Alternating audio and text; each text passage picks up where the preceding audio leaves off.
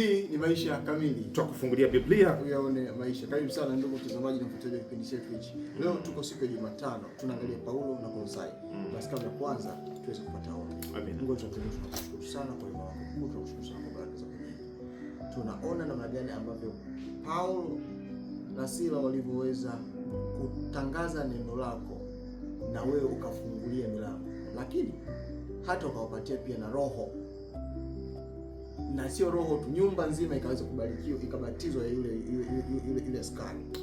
Baba, tukahubiri, tusione haya kutangaza neno lako hata katika sehemu hatarishi. Amen. Kwa sababu ya jina lako linaloenda kutangazwa, tupatie ujasiri. Amen. Katika jina la Yesu Kristo tunaomba na kuamini. Amina. Amina.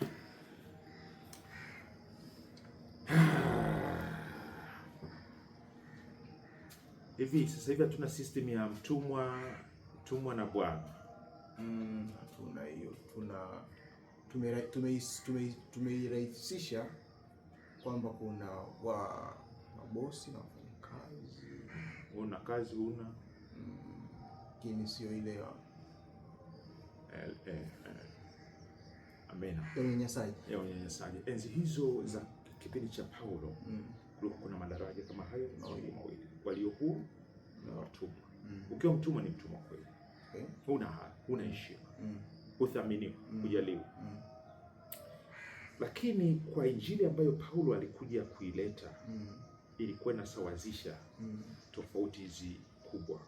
Alikuwa anaweza kumuita ndugu, sawa, hata mtumwa anamuita ndugu. Ndugu. Sasa tunataka tuzungumze habari ya Philemon. Tunaenda kujifunza zaidi kitabu cha Filipi na Kolosai. Sasa kuna mahusiano hapa. Philemon ni mwenyeji wa maeneo haya Kolosai, na Kolosai sio mbali sana na Filipi, na barua hizi zinashabihiana. Epafra ndiye aliyehusika. Tunasoma hapo katika kitabu cha Kolosai sura ya 1 mstari wa 7 kupeleka injili huku Kolosai. Lakini Epafra ni mwenyeji wa Kolosai. Kumsikia Paulo bila shaka kule Filipi, akapeleka injili kule Kolosai. Lakini kuna watu tunaofahamu pale Kolosai mwingine, akiwemo Philip, sawa, akiwemo Philemon. Na huyu Philemon ni mwenyeji wa, kwa hiyo nimesema ni mwenyeji wa hiyo Kolosai. Lakini anaandikiwa barua sasa na Paulo akimtambulisha Onesimo kama ambaye alikuwa ni mtumwa kwa Philemon. Anamtambulisha kama ndugu kwa kuwa amempokea Kristo Yesu. Sasa tufuatilie haya maongezi na tuone jinsi anavyomtambulisha Onesimo, mtumwa aliyekimbia kama Kristo na mfanyakazi mwaminifu pamoja naye. Sasa soma Philemon 1 mstari wa 10 mpaka 15. 10 mpaka 13. Na kusihi kwa ajili ya mtoto wangu niliyemzaa katika vifungo vyangu, yaani Onesimo, ambaye zamani alikuwa akufai, bali sasa akufaa sana. Wewe na mimi pia niliyemtuma kwako yeye mwenyewe, maana ni moyo wangu hasa, ambaye mimi nalitaka kae kwangu, apate kunitumikia badala yako katika vifungo vya injili. 13. Ukipata nafasi soma barua nzima, yani ni barua ambayo ni very moving. Yani ina lugha ya ushawishi kweli kweli. Onesimo alikimbia. Adhabu ya kukimbia bwana wako kulingana na sheria za Rumi ilikuwa ni kubwa sana. Paulo amemhudumia Onesimo na sasa amempokea Kristo Yesu, na sasa anataka amrudishe kwa Philemon. Anaishi Kolosai. Sasa anaandika barua hii, anasema hebu mpokee. Huyu ananifaa sana. Chukulie kama nichukulie kama ndio mimi. Mwachilie. Umeona mfumo uliokuwepo ambao ulikuwa unatofautisha watumwa na mabwana. Paulo hamwambii Philemon wewe uko ndani ya Kristo Yesu, hakuna mtumwa, kwa hiyo wewe sio mtumwa, wewe sio bwana tena. Hakuna mtumwa, hakuna huru, kwa hiyo wewe sio bwana tena. No, anatambua huyu ni bwana. Filemon ni bwana wa Onesimo. Sawa.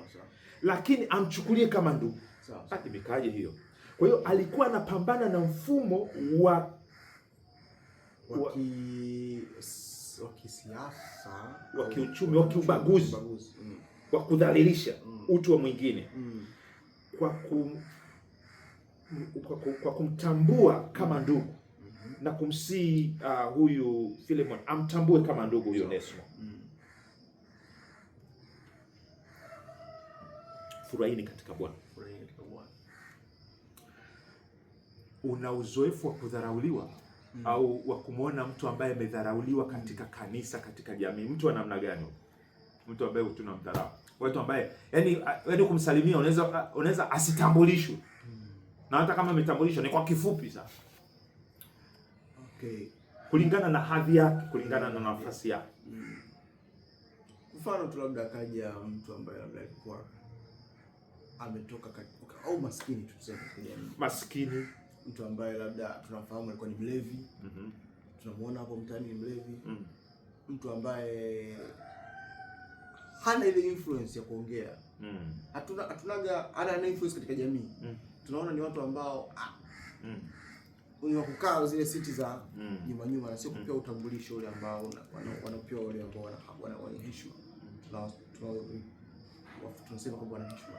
Sio labda ni kiongozi labda serikalini au ni mtu mwenye pesa au ni mtu pia ambaye mwenye ushawishi katika jamii, au ndio ambao tunakuwa tunawaweka katika sehemu. Lakini wale wengine ambao tunaona kama jamii imewaweka pembeni, sisi pia hata na sehemu pia tunaona kama tu. Amina. Tunawachukulia hivi. Sasa mifumo ipo katika kanisa, katika serikali, katika jamii inayotofautisha wewe unastahili heshima hii, wewe unastahili kuchukuliwa hivi, wewe unastahili